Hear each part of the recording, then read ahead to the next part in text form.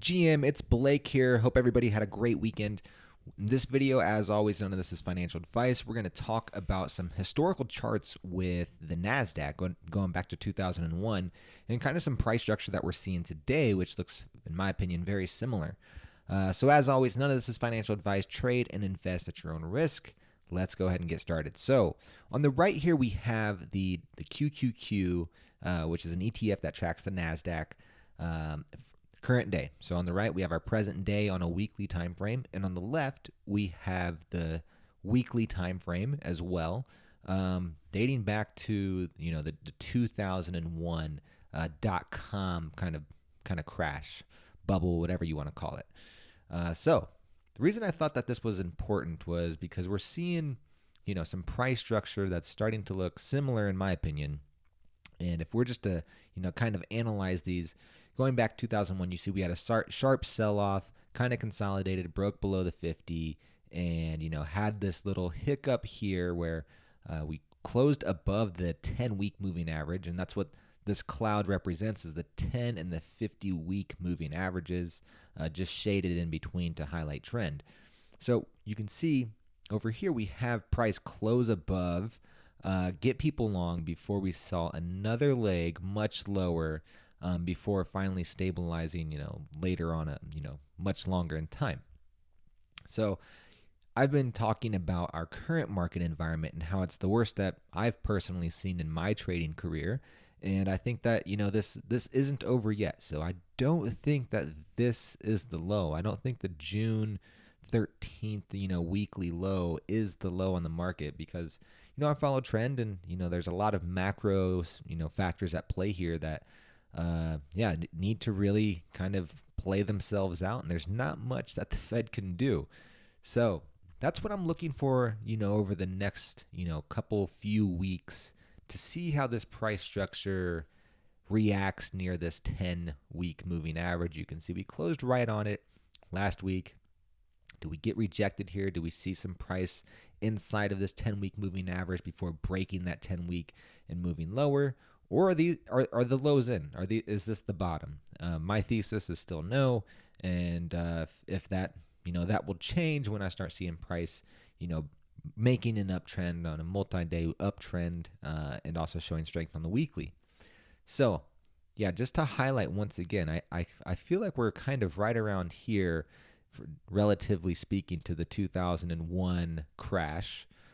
So this is what I'm waiting to see play out. So over the next few weeks, are we going to see price, chop around and close above this 10-week moving average? And once we close lower, if we close lower, you can see what happens after that. And this would be, getting into tech earnings. So if we were to talk about in today's market, if we started to see price come into this range, over the next few weeks, we get into tech earnings. Believe me, I want tech earnings to be great. I want to get out of this bear market. But if tech earnings are bad, I think that's the perfect, scenario to move this lower and make this next leg lower, kind of like we saw back in 2001, where we saw, 1, 2, 3, 4, 5, 6, 7, 8, 9, 10 weeks, essentially, of 10 straight down weeks, except for this one little inside week in March. So I think these charts are very similar. History never repeats itself exactly, but it does rhyme. And I think that, we're in for a prolonged bear market. And I wish that wasn't the case, but this is kind of where I'm seeing that we're at right here, if we were to go back to 2001. So that's my thesis. We're going to see if this pattern diverges. If it does, fantastic. I don't want to see this play out. If it does diverge, we'll look and see if we can find, another historical, chart setup that's similar to what we're experiencing today. So I wanted to talk about that just to kind of kick things off and how I'm playing this week. Because, let me see if I can get this back here. Here we go. All right, now let's move in on the daily time frame, and we'll start with the SPY. We'll take off these 10 and 50 day moving averages, so we can just use the cloud. That's what the cloud is. Now, something that's interesting here is that over the recently we saw the SPY showing relative strength, but now lately we're seeing the NASDAQ show relative strength. So tech is showing relative strength, which is what we're going to see this week in the trading playbook. A lot of tech because tech is leading. So yeah, we're bumping right up against that 50-day moving average. You can see we touched it on Friday and kind of backed off after tagging that 50-day, closing right at the previous, the June 27th high. So coming into this gap, we expect things to slow down. And yeah, we'll see how these next few weeks play out. If we kind of come in here and then roll back over, or if we actually break out of this downtrend and can start a sustained uptrend. If we do, fantastic. I'll be long and I'll be staying long, just like our rules indicate. But I am playing it cautiously. Like I've said, all uptrends are not created equal. And we're in a bear market. So when we do get these, short 5-day uptrends where you have rules to get long and you have opportunity to scale and move your stop up, that's fantastic. And we'll stay long if the market wants to continue in this uptrend. But yeah, like I said, all uptrends are not created equally. And until we can get back above a 200-day moving average, which you can see is pretty far deviated from the NASDAQ, sitting up here at 350 essentially. These uptrends are going to be contained uptrends until we can get back above some very key levels like a 200 and a 50-day moving average. And ideally, we'd like to see those moving averages moving up, moving higher instead of moving down. So very simple, price structure that we're looking at here. And it's, a lot of psychology and understanding where you are in a trend and, what has repeated in the past and what do we expect. So we've had rules to be long. 5-minute RT has been paying really nicely if you've been taking those little intraday day trades. But other than that, yeah, we're not going to be pressing until we see prolonged uptrends, because my thesis is still that this is a bear market rally. Let's move on to crypto. Yeah, Bitcoin confirming my thesis of a bear market rally. So you can see we had rules to get long, came up into this range, right around these previous highs, 22,000 area, couldn't get back above that, and now we're backing off. But still holding the bottom of this cloud, still holding this 10-day moving average.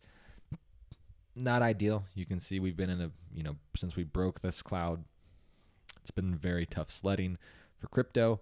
And Ethereum is a similar story, right? So once again, until we can see price above these clouds and prolonged uptrends, I don't have a whole lot of confidence that the bottom is in crypto.